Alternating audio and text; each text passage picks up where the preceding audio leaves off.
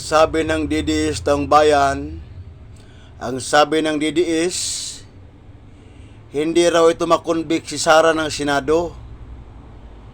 Dahil ang palagi nilang pinagyabang, kailangan daw makakuha ng 16 na senador para makonvict si Sara.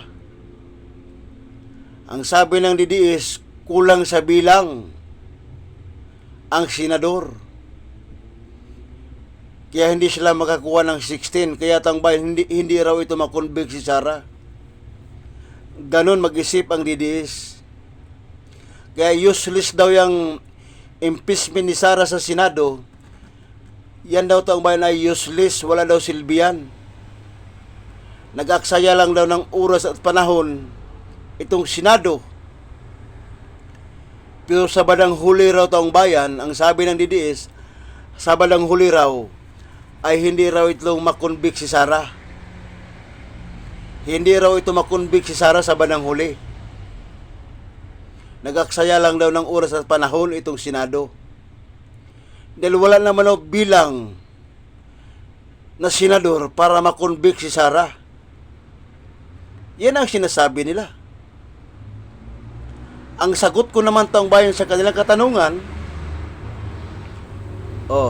totoo ang sinasabi ninyo. Hindi makonvict si Sara sa Senado kapag hindi 16 senador. Tama kayo. Hindi nga makonvict si Sara. Pero wag kayong magsalita ng tapos. Wag kayong magsalita ng tapos. Baka akala ninyo, pag hindi makonvict si Sara sa Senado, ay nagtagumpay na kayo. Nagwagi na kayo. Napakakitid naman ang pag-iisip ninyo. Mahirap talaga pag DDS, gadilis, mahirap talaga ito pag gadilis ang utak, no? Mahirap talaga pag gadilis ang utak. Mabuti pa ngayong langgam, matalino pa. Ito mga buwa ng ina ito, naging tao, pero ang utak, gadilis. Mabuti pa ngayon lang ang matalino. Ito mga ito, wala eh. Bubutang at mangmang ito eh. Ganon sila mag-explain. Ganon sila magpapaliwanag.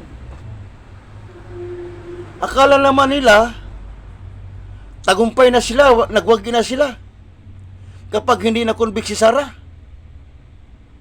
Akala nyo, tagumpay na kayo, nagwagi na kayo. Tandaan ninyo na mayroong plunder na kaso si Sara sa ombudsman. Tandaan ninyo, may kasong plunder si Sara sa ombudsman. Ang ombudsman ay nagmamatsyag lang yan at nakikinig sa impeachment ni Sara. Kasi yung impeachment ni Sara, diyan kumukuha ng dagdag ebidensya ang ombudsman. Kumukuha ng dagdag ebidensya ang ombudsman dyan. Kung baga ang Office of the Ombudsman ay nakatutok dyan sa impeachment ni Sara. Upang sa ganun, makakuha ng dagdag ebidensya. Kasi ang pinag-uusapan yan, kaban ng bayan. Akala nyo tagumpay na kayo pag hindi ma-convict si Sara ng Senado?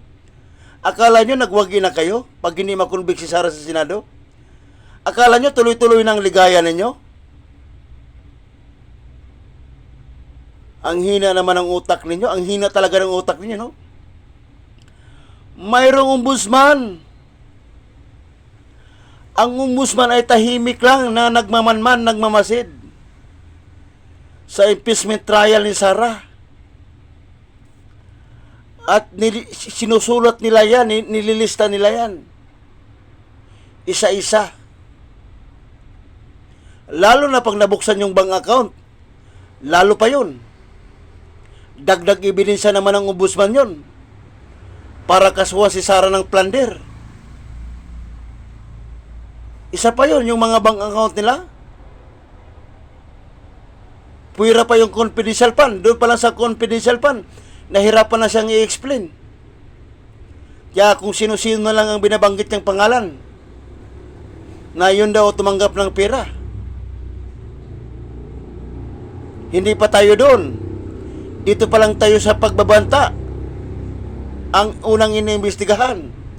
Wala pa yung mga ganong bagay. Dito pa lang tayo sa pagbabanta. Sa pagbabanta pa lang tayo ngayon. Wala pa. Apat yan, apat.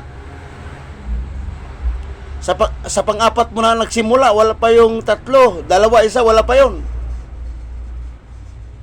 Doon, tatlo, dalawa, isa, yun ang mga matitindi. Doon talaga makakuha ng dagdag ebidensya ang ombudsman. Kung hindi masa-i-convict ng Senado, pag hindi masa-ma-convict ng Senado, sigurado akong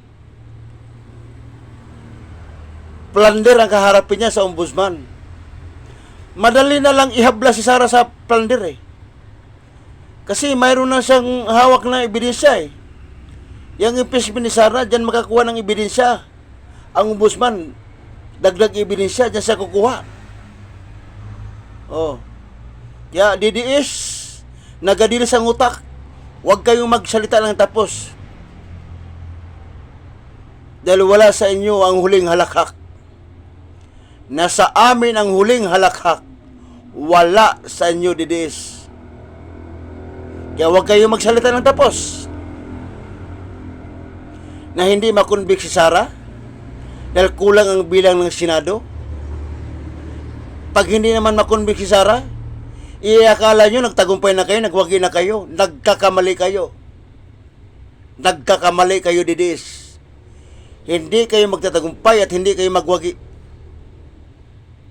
Dahil mayroon pang plunder case si Sara sa ombudsman. Yun ang huling baraha. Ang ombudsman. Ang ombudsman ay tahimik lang nagmamasid sa impeachment trial ni Sara sa Senado. Diyan kukuha ng ebidensya ang ombudsman upang si Sara ay kasuhan ng plunder at makulong na ito habang buhay. Kaya mag-relax lang kayo, DDS. Wala sa inyo ang huling halakhak. Nasa amin ang huling halakhak. Maniwala kayo, DDS. Nasa amin ang huling halakhak. Wala sa inyo. Good luck na lang, DDS. Good luck na lang sa pag-iisip ninyong gadilis ang utak.